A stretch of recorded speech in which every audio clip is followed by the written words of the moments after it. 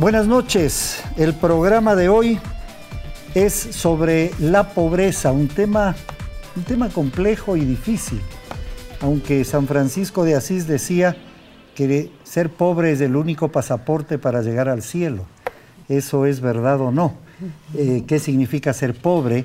Y tenemos nuevamente aquí con nosotros, como en todos los programas, a Pancho Borja, periodista, ministro de Cultura, actualmente, que nos acompaña, y junto a él están Ana María Larrea, quien es la secretaria técnica de la subsecretaría de la Secretaría de la Pobreza.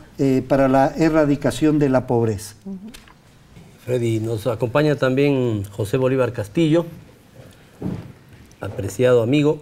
El Chato. Tiene un enorme currículum, así que voy a destacar 3 o 4 cosas nomás, porque si no se nos va la hora entera en ver el currículum de nuestro invitado. Doctor en jurisprudencia, profesor universitario de sociología en la Universidad Técnica Particular de Loja, exdiputado al Congreso Nacional, expresidente de la asociación, o actual, de la asociación, de la AME, de la Asociación de Municipalidades del Ecuador, y actualmente alcalde de la ciudad de Loja, esa bella ciudad del sur de la patria, emporio de cultura. Muchas gracias, Francisco. Diego Zorrilla, bienvenido a nuestro programa. Muchas gracias. Este hermano español es además un hombre del mundo, ¿no es cierto? Ha estado en Medio Oriente, en el África, en Centroamérica, en los países andinos, obviamente en Europa. Tiene una maestría en leyes, 23 años en las Naciones Unidas y es el representante principal de Naciones Unidas del PNUD aquí en el Ecuador, y que precisamente el tema de la situación económica, la situación del ser humano, cómo se mide esto, cómo es el tema de la pobreza, es un tema fundamental para nosotros. Cuando estuve hace poco en Montevideo, tuve la oportunidad de conversar con ese gran ser humano que es Pepe Mujica, el Pepe, el presidente, el expresidente ahora de Uruguay, quien hace reflexiones muy profundas, porque dice que ser pobre no es tener poco o tener mucho o tener más, que otra cosa es la pobreza. Veámoslo al comenzar el programa al Pepe Mujica. Pobre no es el que tiene poco, sino que verdaderamente pobre es el que necesita infinitamente mucho y desea y desea y desea más y más. Estos son problemas de carácter político que nos están diciendo la necesidad de empezar a luchar por otra cultura.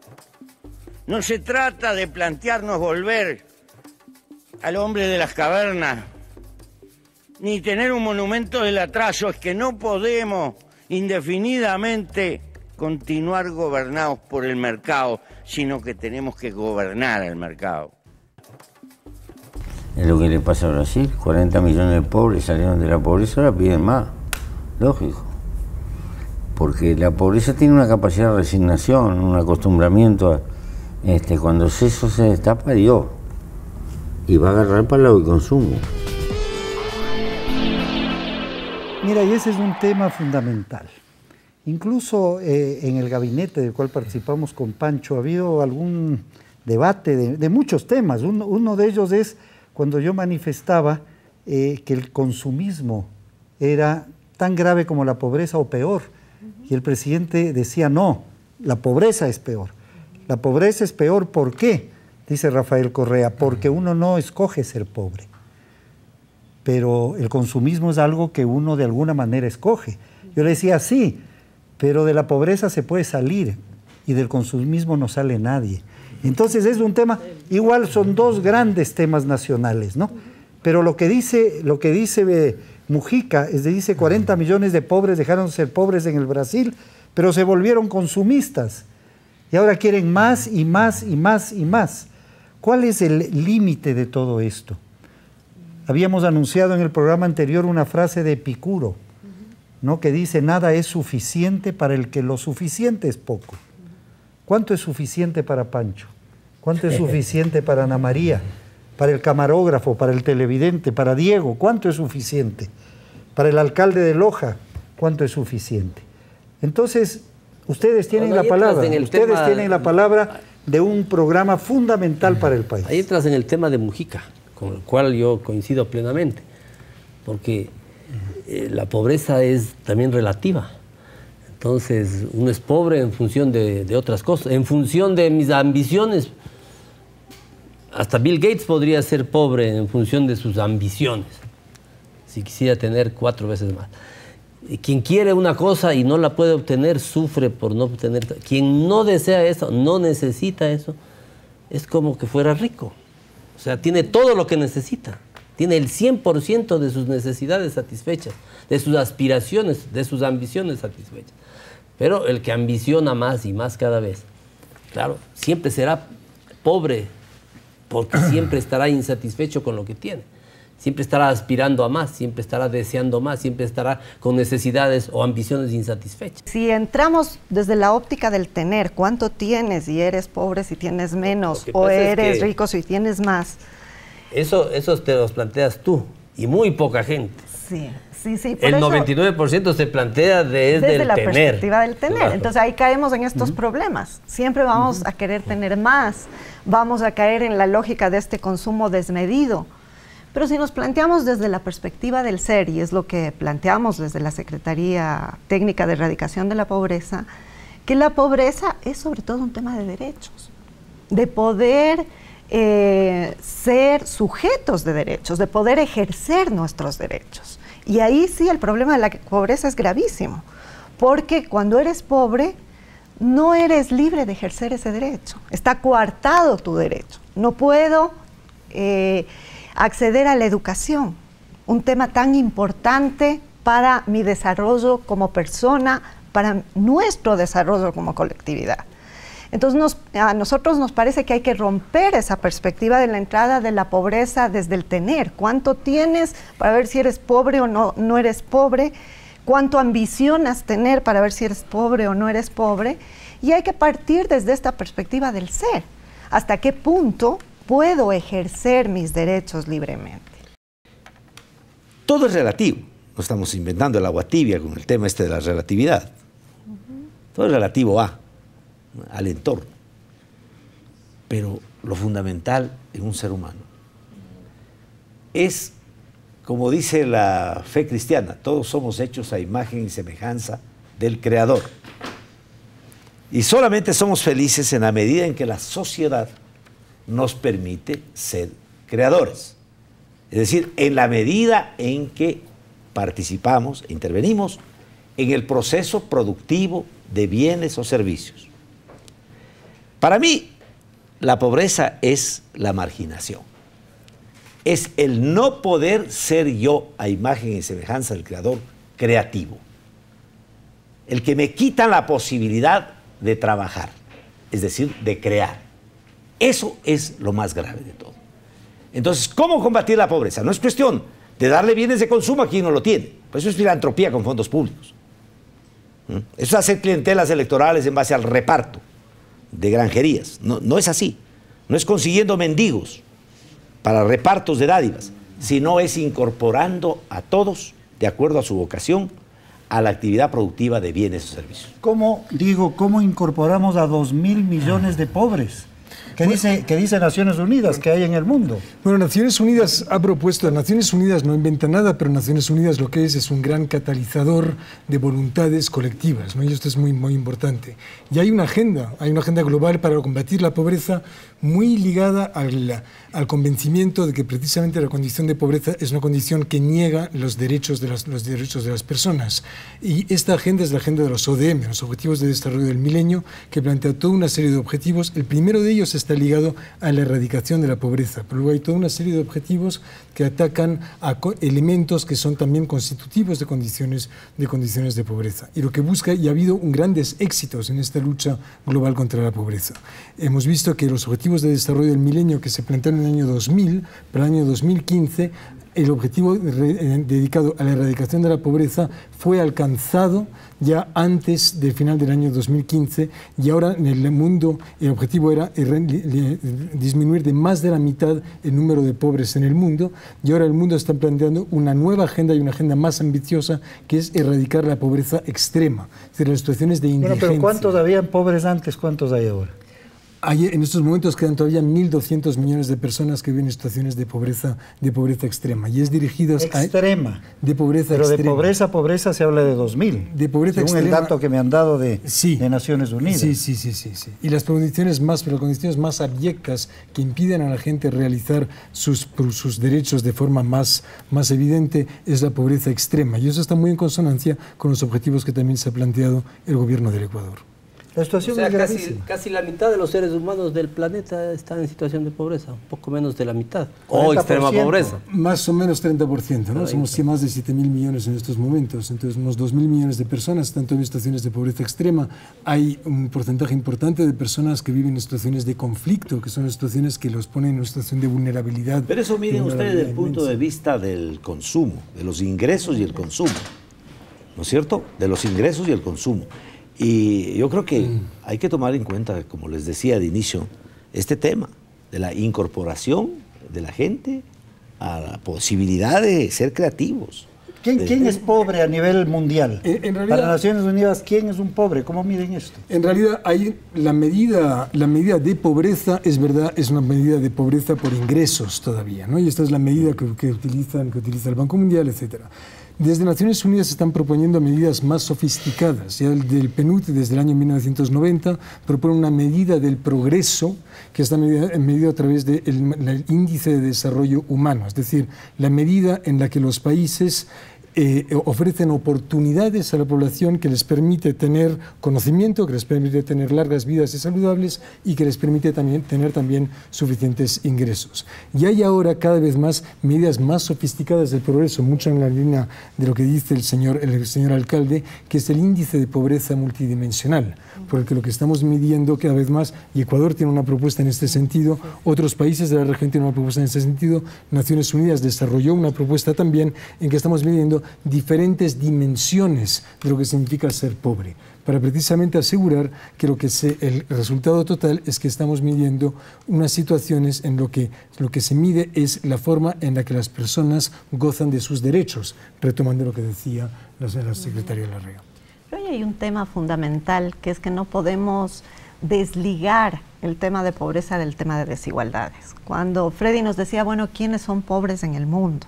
También hay que preguntarse quiénes concentran la riqueza en el mundo. Y el último informe que nos da Oxfam es pavoroso, no solamente, es realmente espantoso. ¿Qué nos dice Oxfam? Nos dice que 83 personas en todo el planeta concentran la riqueza de 3.500 millones de personas, es decir, de la mitad de la población mundial. Y que el ritmo en que la riqueza de estas 83 personas aumenta equivale a $500,000 por minuto.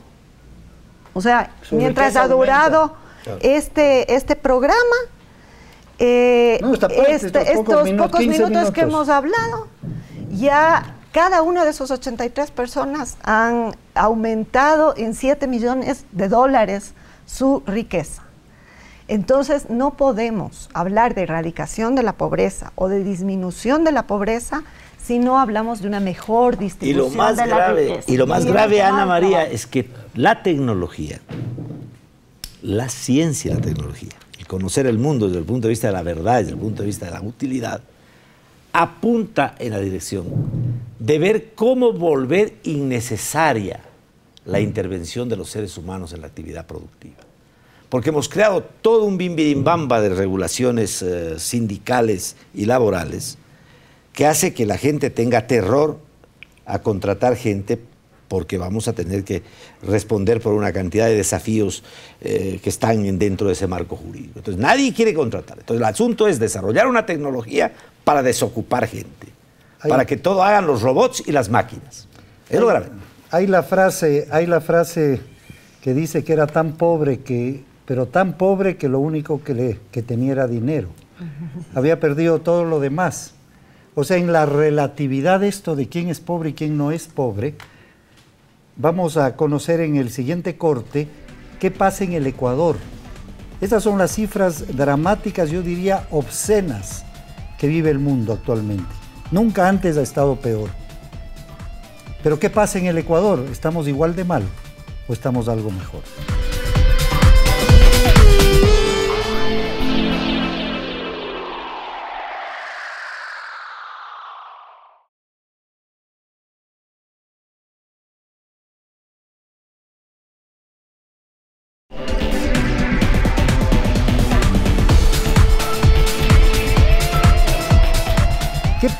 ¿Qué pasa en el Ecuador? ¿Cuál es la situación en el Ecuador? Yo creo que la autoridad mayor sobre el tema de pobreza, tremenda responsabilidad la tuya, Ana María. Es decir, ¿con qué te encontraste?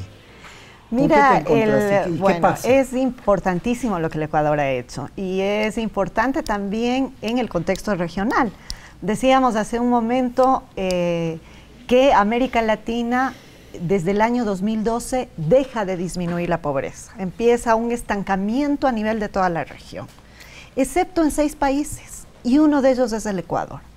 Los datos que nosotros tenemos de disminución de la pobreza en el último año, digamos entre el 2013 y el 2014, nos dicen que duplicamos el nivel de reducción. Mientras durante los 7 primeros años del gobierno de la Revolución Ciudadana redujimos la pobreza a un ritmo de 1.7 puntos por año, en este último año redujimos 3.3 puntos. ¿Pero qué significa eso a nivel de números? Es decir, ¿cuántos pobres habían en Ecuador en el año 2000? Por decir, ¿cuántos hay ahora, más o menos? Estamos hablando que en los 8 años de Revolución Ciudadana hemos logrado sacar a 1,5 millones de personas de la situación de pobreza. ¿Quién es pobre en el Ecuador? A nivel de números, porque bueno, si no, ahí estamos hablando de distintas medidas de la pobreza, que es un poco lo que reflexionábamos hace un momentito, ¿no? Tienes una medida que es muy básica, que es la pobreza por ingresos, que hace relación al tener, ¿no? Cuánto una persona, una familia eso interesa recibe mucho. De ¿Cuánto? ingresos. ¿Quién es el pobre? El que tiene menos de... Estamos hablando de $400 mensuales por familia, alrededor de $400 mensuales. Se mide por persona y por día. Pero digamos, en el agregado estamos hablando de $400 pensando en una familia tipo de 5 personas, ¿no? Si la familia es más grande, estamos hablando de un poquito más de dólares. Yo estaba equivocado, yo había oído que era 650 el nivel de familia por mes. Depende del número 650 es el nivel de la canasta básica. Probablemente esa es la equivocación. Pero si tú ganas menos de 650, ¿no eres pobre? Si la familia recibe la familia, menos la familia, pueden haber familias de más de 5 miembros. Generalmente las familias más pobres son las familias más numerosas, ¿no? Entonces, si tenemos una familia de 7 miembros, ya no estamos hablando de $400 mensuales, digamos, en esa familia, sino que estamos hablando de 650, $700 mensuales. Y hay una distinción entre pobreza extrema o indigencia y pobreza, ¿no? Así es. La medida ya precisa es $2.6 en el Ecuador por persona por día. Entonces, claro, si eso le agregas al número de miembros de la familia, etcétera, etcétera. O sea, una familia de 4 tendría que tener un ingreso de por lo menos $9. Pero por favor, hay que hacer una distinción bien clara de lo que eso significa entre lo urbano y lo rural. Y si quieres tú, lo menos contactado, porque eso de no contactados yo tampoco creo, ¿no? Digamos los menos contactados, que pueden llegar a tener un nivel de satisfacción de sus necesidades, inclusive de felicidad, de buen vivir, de incorporación a la actividad productiva, de ser creativos, sin haber conocido la figura de $1. Yo sobre esto de los no contactados siempre he dicho que cuando se dice que son las personas en aislamiento voluntario, yo digo, los que nos hemos aislado voluntariamente somos nosotros, porque la vida es con la naturaleza. Entonces a mí no me gusta, dicen, ellos se han aislado voluntariamente ¿de qué? De la civilización, pero la civilización se ha aislado de la vida natural, ¿no? Pero qué, entonces, entre comillas. Te decía Freddy que esta es la forma como básica de medir la pobreza, que es por ingresos, que es la forma más fácil de medir y por eso es tan difundida, porque se mide a través de las encuestas, pero no es la mejor forma de medir. Sobre todo si estamos hablando desde esta perspectiva de la producción, como nos planteaba Chato, o desde la perspectiva de los derechos, porque no siempre podemos medir los derechos en términos de ingresos, más cuando tenemos salud pública, educación pública, etcétera. O la felicidad. La felicidad concepto de felicidad. La felicidad es muy difícil. Hay menos pobres materiales en Loja ahora que antes. Sí, yo creo sí, porque la gente un poco siente, por ejemplo, yo lo digo, y no quiero hacer propaganda de mi municipio, siente que su municipio es su casa grande. y que las cosas tenemos que hacerlas todos. Y entonces, aunque hagamos unos el barrido de la calle Miguel Riofrío, el de la Bolívar, o el otro haga el informe necesario para mandarle a la CAF para el crédito de regeneración urbana, pues nos da la felicidad de saber que estamos haciendo algo que contribuye a mejorar que tú todo. Tienes una obsesión por los barridos de las calles, ¿no? Exacto, también. Es una obsesión de la calle. Es que no. Comenzó con campanitas y con cosas todo. La limpieza, ¿no? El saber que las cosas están en orden, eso nos hace felices. La felicidad, como tú ves, viene de los ojos de los demás, nunca nace en uno mismo, nace de los ojos de los demás. Cuando convivimos armónicamente, cuando nos sentimos necesarios unos y otros, ahí somos felices. Y de hecho, Loja es una de las 10 provincias del Ecuador que tuvo mejores resultados en estos 8 años y que logró una reducción de la pobreza mayor que el promedio nacional. Nacionalmente redujimos la pobreza en 40%. Y Loja redujo en 44%. Es decir, ahora hay 40% menos de pobres de lo que había, a pesar del crecimiento poblacional. A pesar del crecimiento poblacional. Pasamos de tener una pobreza de 37% en el año 2006, el 37% de los ecuatorianos eran pobres. Y ahora estamos a fines del 2014, en diciembre del 2014, en 22%. Es decir, hemos tenido una reducción de 15 puntos y ese... Cada vez es más difícil. Cada vez es más difícil. ¿Por qué? ¿Por qué, Diego? Porque nos va quedando la pobreza estructural. Esa pobreza que solamente la erradicas con el cambio productivo. Exacto. Cambio de la matriz productiva. El tema también es político. Es cuestión de cómo haces interactuar al mercado con el Estado, que es el tema que está en este momento en la mente de todos los políticos del mundo. Hay unos que creyeron equivocadamente con el neoliberalismo que creciendo iba de todas maneras a gotear, pero en forma abundante. Y nunca goteó. Y la tragedia es que riqueza que se concentra es riqueza que se esteriliza. Riqueza que se va por el camino especulativo. Para que haya producción, tiene que haber equidad. Mucho cuidado, hay que distinguir el concepto de igualdad del de equidad. Sí, claro. Igualdad es a todos según su necesidad. Equidad es a todos según su rendimiento. Eso, Chato, es la trampa del Producto Interno Bruto. Es decir, crece la riqueza, pero todito se va para un grupo. Y no se distribuye. Y yo quería decir que lo que desde Naciones Unidas se ratifica lo que ha dicho la señora Larrea. Es decir, todas nuestras mediciones de progreso en Ecuador muestran que efectivamente ha habido una reducción significativa de la pobreza, que también se refleja en otros indicadores como el índice de desarrollo humano. Ecuador ha crecido de forma regular en su índice de desarrollo humano y ahora se sitúa en el grupo de países de desarrollo humano alto. Aún así, yo quisiera sonar una campana no de alarma, pero sí de cuidado, ¿no? Yo creo que todas esas cifras son muy positivas, pero evidentemente no se puede estar complacientes y el gobierno no lo está haciendo, y creo que el hecho de que haya una estrategia de erradicación de la pobreza que busca atacar precisamente, sacar de la pobreza a ese 7% o 8% de población que todavía está en situación de pobreza extrema y que no hay que olvidar. En Ecuador estamos en eso. 7% es pobreza extrema.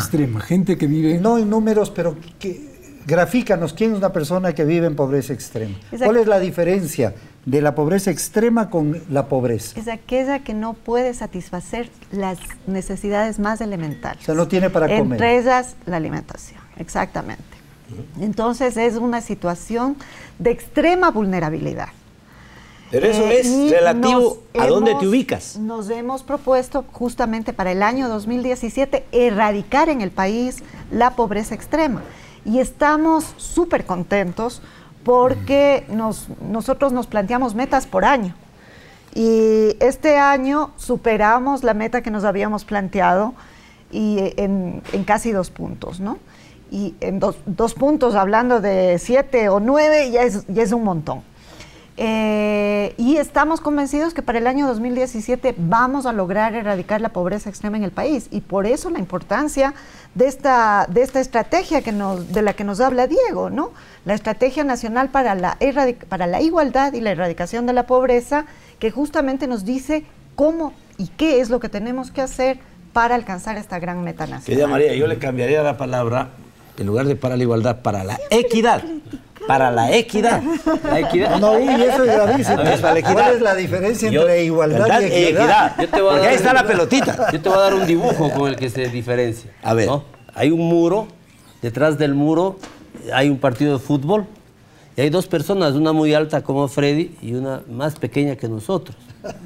Y entonces la igualdad es darle a cada uno un cajoncito de este tamaño para que se pare y pueda ver el fútbol. Freddy se para en ese cajoncito y puede ver el fútbol. Paras tú o yo en ese cajoncito y no vemos. La equidad es darle a Freddy este cajoncito así y a nosotros uno del doble de grande. Exacto. Para que los dos podamos ver. Y eso apunta a otro de los temas, que creo que ha sido antes mencionado, pero que también es muy importante, que es el tema de las desigualdades. Es decir, hace falta no perder de vista las desigualdades que existen y que siguen existiendo en Ecuador. El año pasado con las Emplades hizo un trabajo, precisamente un atlas de desigualdades del Ecuador que grafica de qué forma estas oportunidades son distintas para diferentes zonas geográficas del país y afectando en particular a diferentes grupos poblacionales, ¿no? ¿Cómo lo consiguen ese? Está en la página web de Semplades, www.planificacion.gov.es. Ahora, yo creo que la equidad es más importante, lograr la equidad, que erradicar la pobreza. Porque más duro son las diferencias. Porque lo que tú decías, todo es relativo. Entonces uno es pobre en relación a lo que tiene. Uno teniendo muchas cosas puede ser pobre en relación a lo que tienen los demás. Entonces esto del si tú sales del campo y te metes en el suburbio de Guayaquil o Quito, ¿no?, con la misma cantidad de ingresos, tu situación frente a la pobreza extrema es diferente. Por eso es que no hay cambio de la matriz productiva sin cambio de la matriz territorial. El Ecuador necesita de urgencia cambiar la matriz territorial.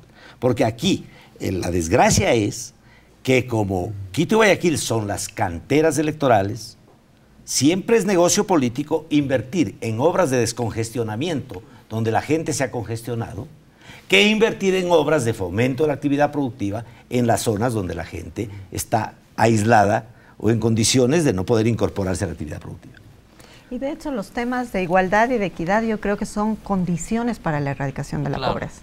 O sea, difícilmente podremos erradicar la pobreza cuando tenemos desigualdades y asimetrías territoriales, por ejemplo, o cuando tenemos desigualdades por condición de género. En el caso de las mujeres, el empleo femenino el subempleo femenino, digamos, es 10 puntos mayor que el subempleo masculino. Tienes ahí un problema de desigualdad, un problema de inequidad. En un contexto en que la educación de las mujeres sí es y empieza a ser superior. Y eso es algo que enseguida de este corte comercial vamos a continuar. La pobreza y el desarrollo. Existe todavía la palabra subdesarrollo, qué es crecimiento y qué es desarrollo, y dónde queda la pobreza.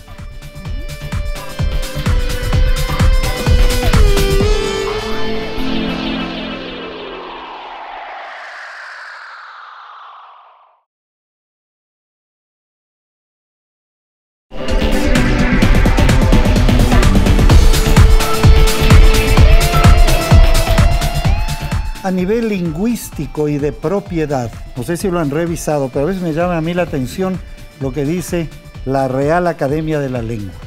¿Cuál es la definición de pobreza? Veamos qué opinan de esto. Me parece interesante. Número 1, cualidad de pobre. Número 2, falta, escasez. Número 3, dejación voluntaria de todo lo que se posee y de todo lo que el amor propio puede juzgar necesario, de la cual hacen voto público los religiosos el día de su profesión. Número 4, escaso haber de gente pobre. Y número 5, falta de magnanimidad, de gallardía, de nobleza en el ánimo. No sé qué reacción hay de esto, para entrar a un tema que a mí me parece fascinante. la diferencia entre crecimiento y desarrollo.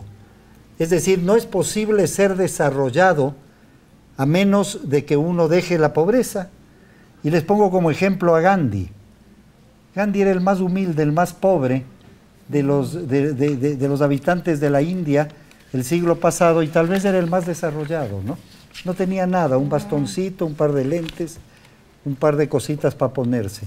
Ligando las dos cosas, Freddy, es interesante cuando analizamos la lingüística, porque la lingüística nos da la idea de cómo una cultura concibe un término, un concepto como el de pobreza. Y si nos ponemos a reflexionar sobre qué piensan los pueblos quichua respecto a pobreza y cómo lo nombran, vemos que entre los indígenas quichua el término, no existe la palabra pobreza.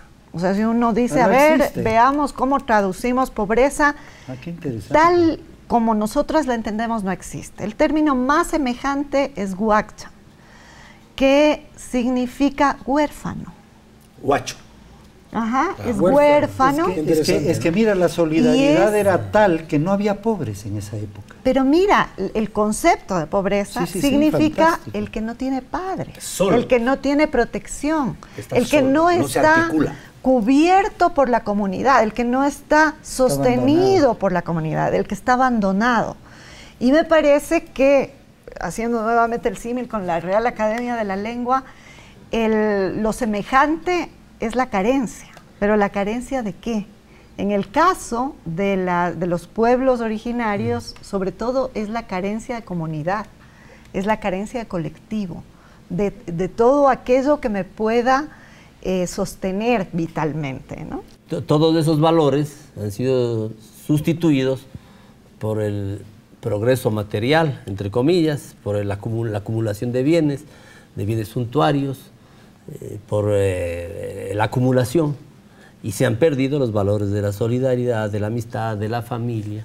¿Quién puede ser pobre si tiene una familia maravillosa, si tiene amigos y vecinos solidarios, si nunca le falta algo que comer, si puede disfrutar de la naturaleza, si puede disfrutar del tiempo libre?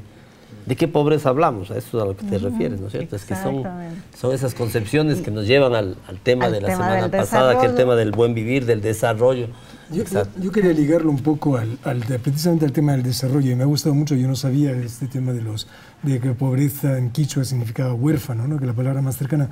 Pero ligando al tema del desarrollo, el desarrollo es un proceso que permite ampliar las capacidades y las oportunidades de la persona. Y puede ser que los quichuas, en su sabiduría, estimaban que el huérfano era aquella persona que no podía desarrollar sus capacidades y ampliar sus oportunidades.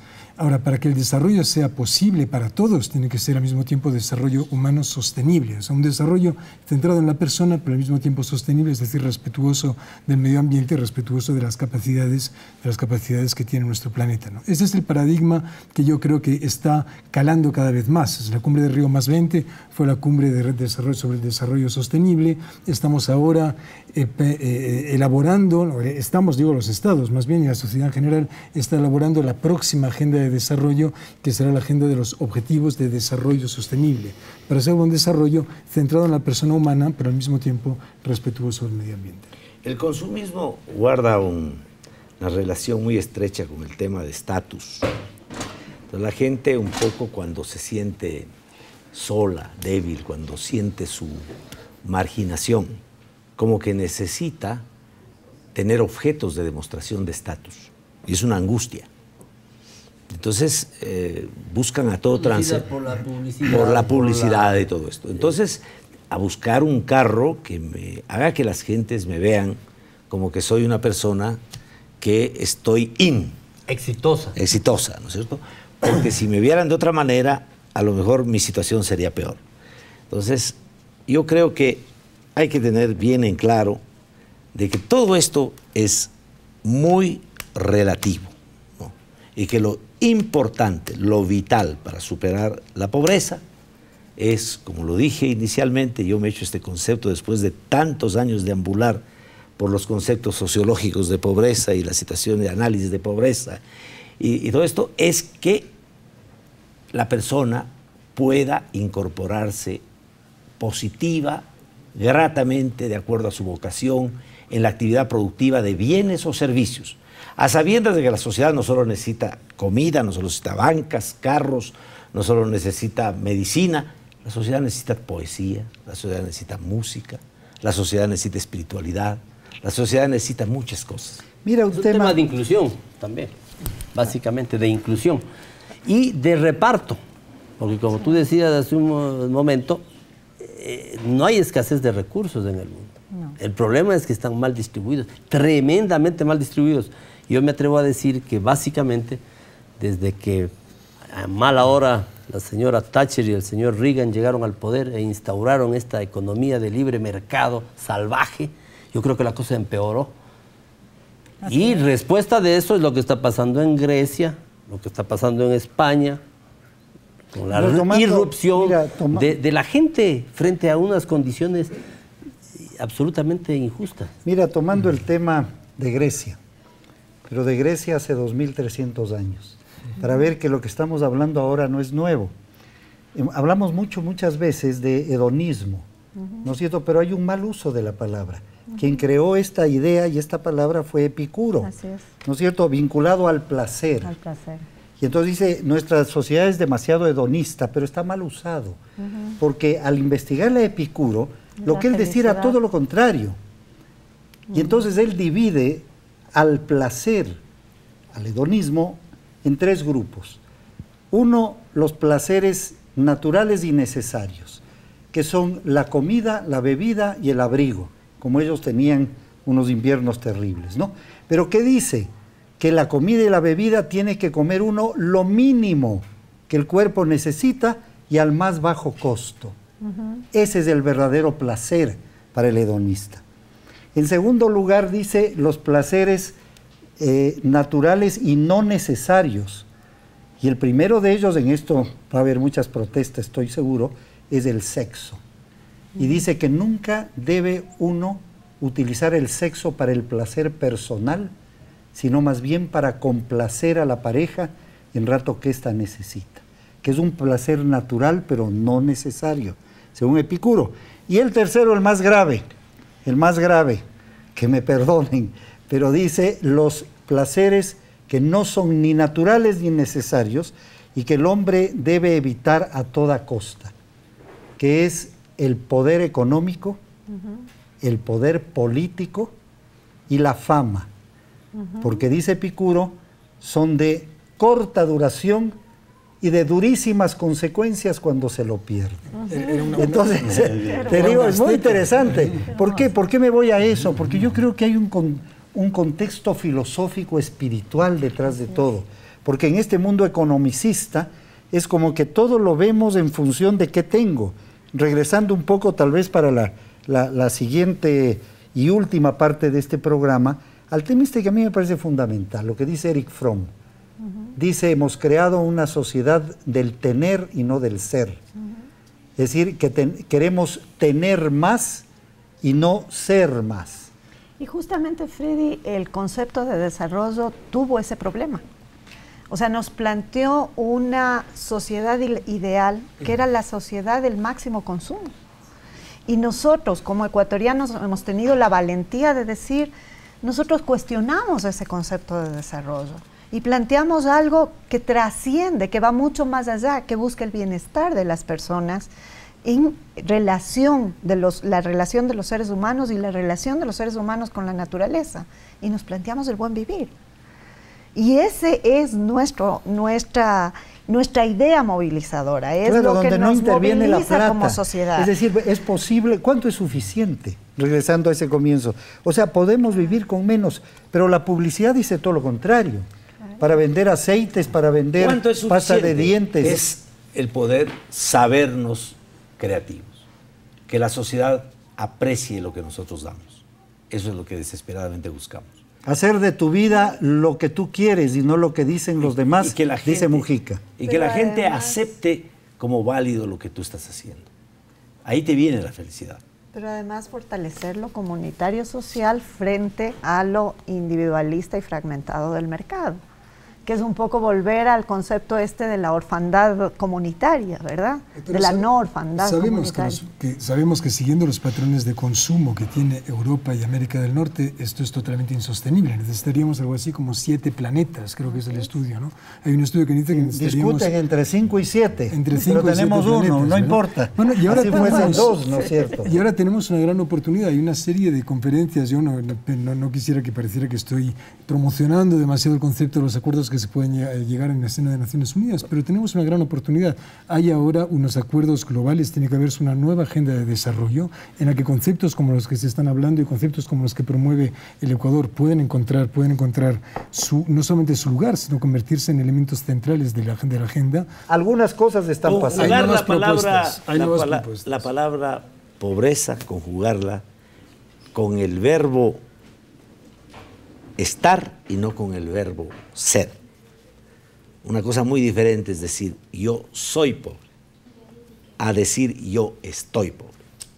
Esa es la gran diferencia. Entonces, mira, yo he visto en barrios suburbanos de Loja, a la gente en un momento dado estaban acostumbrados a decir yo soy pobre y por tanto yo soy cliente del que me dé dádivas. A otra cosa decir yo estoy pobre y estoy dispuesto a salir de la pobreza.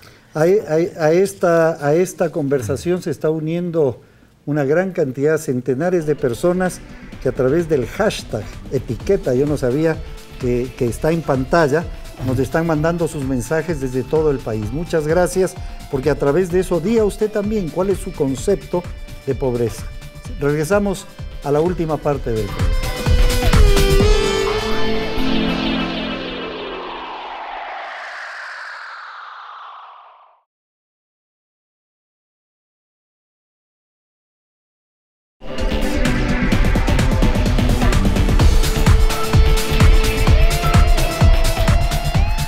¿Están cambiando, Diego, las cosas en Naciones Unidas? Bueno, sí, están cambiando y llevan, creo, bastante tiempo, algo de tiempo ya cambiando progresivamente, ¿no?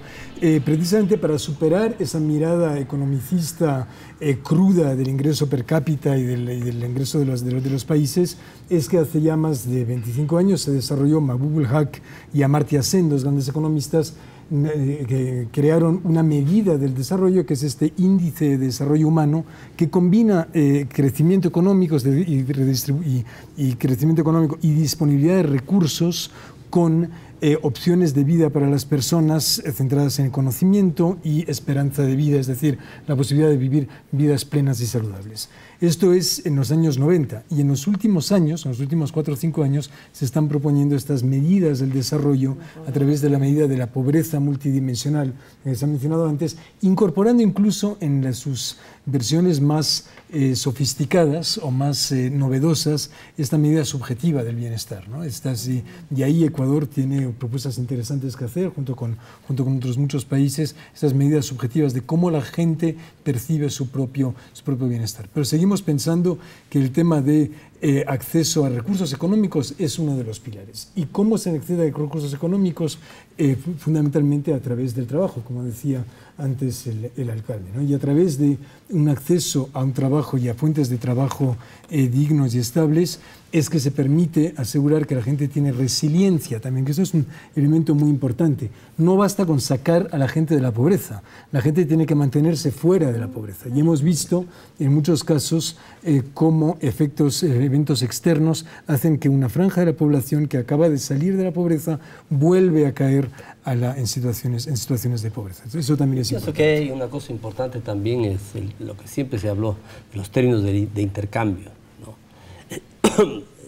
Actualmente se da el fenómeno de que los países, por lo menos de nuestro continente, compiten entre sí para ver quién le da mejores condiciones al inversionista, nacional y extranjero. Y es una competencia a la baja, una competencia por ver quién se baja los pantalones hasta más abajo para que venga la inversión. Lo mínimo que deberíamos tener es una política común de reglas de inversión, para que no sean las condiciones de inversión las que motiven a los inversionistas a entrar o no entrar en un país, sino otras condiciones. En el caso de América Latina es perfectamente factible en 5 años al menos erradicar la pobreza extrema en América del Sur y 5 años más pensar en el La Caribe. erradicación significa qué, no significa que no haya ni una persona, o sea, es llegar a Significa que a un en el límite caso mínimo. ecuatoriano nosotros nos planteamos por debajo de 3. ¿Por qué? Porque es un tema estadístico de que ya debajo de 3 ya la encuesta no te permite captar exactamente el porcentaje. O sea, menos ¿no? del 3% ya se considera como consideraría erradicación. en el caso ecuatoriano, no es un... Bueno, porque tú ves pobreza en Nueva York, en Suiza, en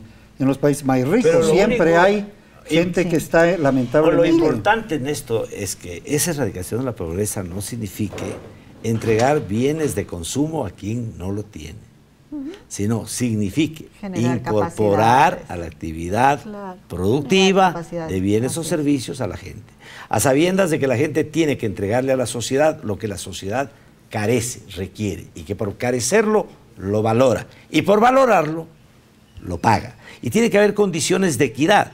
A mí me parece mucho más racional que todos estos sistemas sindicales que se han montado establecer una norma como la que el presidente ha mencionado. En ninguna empresa ni ninguna entidad puede haber nadie que gane más de 10 veces del que menos gana. Yo te aplaudo Perfecto. eso, pero todavía no se aprueba. Mira, Pero lo es que que acaba- eso acaba con todo el relajo. Lo que tú acabas de decir es la clave para el mundo, pero ya se perdió la primera votación en Suiza. Un joven suizo hizo la revolución, no dijeron 10, dijeron 12 o 14. Creo que aquí se dijo 12, no me acuerdo si era 10 o 12, pero se armó, consulta. pero perdieron en la consulta. Pero fíjate. ¿Por qué? Porque hay gente que gana millones. Exacto. Millones al mes. Pero se están comiendo la camisa con los millones en Europa, porque saben que la riqueza que se concentra es riqueza que se esteriliza. Se va camino al consumo suntuario y a la inversión especulativa. Para que haya inversión productiva, tiene que haber equidad. Si no hay equidad, no hay desarrollo. Bueno, eso me interesa que opine el país, porque ¿qué quiere decir eso? Quiere decir eso que los sueldos básicos en el Ecuador deberían, por ejemplo, llegar a subir en un tiempo, porque no puedes hacer eso de un día para otro y ser, por decir, $500, Ya. y nadie podría Ganar ganar más de 5.000. 5 o 6.000 dólares. 5.000. Sí, no, Ok, pero ya por eso. pero es que todas las empresas, ¿qué es lo que te dicen? Que no consiguen a nadie de alta calidad que quiera venir acá y gane menos de 10, 15.000. Yo le 20.000 diría ahí a dólares. los campesinos, Eso te andando, dice. andando, se acomoda la alforja.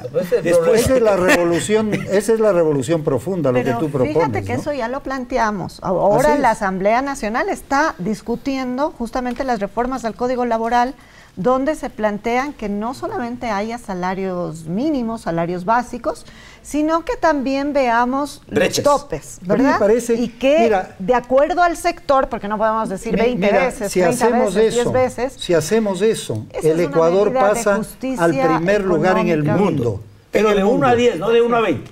1 a 10. No, te digo 10, 12, no sé, eso. Depende del eso sector, le dicen el eso se sector. va a regular exacto, dependiendo cómo es. de- Pero de dicen los que nadie sectores. puede ganar más de eso que la persona que menos gana. Eso es muy ¿No es cierto? importante. Y en eso a términos nivel de justicia gobierno, a económica. nivel de todo. Y yo entonces apruebo todo lo demás se totalmente. convierte en ganancia. Y si hay un buen sistema tributario que está en función del tributo directo, no del indirecto, entonces si tú tienes tantas ganancias, Dios te ha dado a ti la oportunidad de participar de mejor forma como gran filántropo en la construcción de mejor educación, Te voy a contar. mejor salud, mejor... Les voy a contar una pequeña historia, perdón. A veces he hablado demasiado yo, pero es tan hermoso. Cuando estuve en la India, vi un campesino en el camino cerca de Nueva Delhi, en lo que le llaman el Triángulo de Oro, y vi un campesino con un buey, una yunta, su mujer atrás y un niñito. Era una escena preciosa. Le pregunté al carro en el que andábamos con un sikh, que son los que tienen los turbantes, si cree que yo podía bajarme a filmar. Y me dijo, claro, paró él ahí, y yo me bajé, le pedí permiso, le dije, ¿puedo filmarle? Y el señor me sonrió, ¿no? Como bien. Yo le filmé por arriba, por abajo, todo esto salió en el programa de la televisión. No sé si te acuerdas, Pancho, esta situación. Y al regresar le veo al chofer, al sikh, que había cogido una cantidad de hortalizas que cultivaba el campesino, ¿no? Tenía montañas ahí de rábanos, de no sé qué, inclusive pidió que le diesen algo más, que no estaba por ahí, le gritó al niño, ya me iba a ir y yo le dije, ¿le pagaste? Y El tipo me dice, ¿cómo le pagaste? Le digo, no, ¿esto no es del campesino? Sí. Sí, claro, me dice, es de él. Le digo, pero ¿y no le vas a pagar? ¿Cómo le voy a pagar? Le digo, pero no entiendo, ¿no? Te imaginas con mi mente occidental que iba allá. Y me dice, él está muy agradecido, es que aquí en la India es otra cosa, ¿no? Ya no están así. ¿Por qué? Porque me dice, porque Dios le ha premiado porque ha habido muchas lluvias. Y él se siente muy mal de no dar de comer. Me acordé por lo que tú dices a los demás. Le sobra. Y yo le estoy haciendo un favor a él. ¿Seguro? Claro, me dijo. Le gritaba, no sé cómo le hacía así. Y el otro le agradecía, le hacía así. Y le decía, así somos nosotros. ¿No crees que el mundo podría regresar a algo así? Bueno, yo creo que en ese cambio de paradigmas, como se dice ahora, estamos. O sea, el neoliberalismo, perdonen que insiste en eso, nos ha llevado al egoísmo, al individualismo más extremo que podía darse, a la acumulación de enormes cantidades de dinero. Dice que en Bill Gates, si se gastara $1 millón diarios, gastaría su fortuna en 220 años más o menos. Pero no se quedaría sin plata, porque en intereses al 2% ganaría 4 millones y ahora anda de filántropo. Bill Gates es un gran filántropo. Yo sé. No, yo sé. No le estoy atacando. Claro que mejor sería le pongo el nombre sistema. porque tiene una fortuna muy grande. Pero es que decir simplemente las cifras. Simplemente las cifras. Pero creo que ahí debemos volver al tema inicial, de qué es la pobreza, ¿no? ¿Qué es la pobreza? Y la pobreza ahí, desde esta perspectiva, es fundamentalmente un tema político, como ya se lo ha dicho aquí, como lo decía Mujica. ¿Y por qué? Porque ahí tienes un tema de mala distribución de la riqueza. Y esa mala distribución de la riqueza necesita de una voluntad política para ponerle fin, para ir cortando, para, por ejemplo, regular los salarios mínimos y máximos, para solidaridad evitar, en la seguridad social. para generar Qué pena, Ana María, no solo hay que poner fin a la pobreza, sino también al programa. ¿No es cierto? Así es que, Chato, muchísimas gracias, Diego, Ana María, Pancho, nuevamente, y seguimos la próxima semana. Y en uno de estos programas, Pancho, te quería yo pedir, si estás tú de acuerdo, tratar sobre el buen vivir y la cultura. ¿Qué significa la cultura en el siglo XXI? Lo haremos a pesar de que yo estoy aquí como periodista y no como ministro de Cultura, ¿no? Así es. Todos como ciudadanos. Todos estamos aquí como ciudadanos. Muchas gracias. Muchas gracias. Gracias.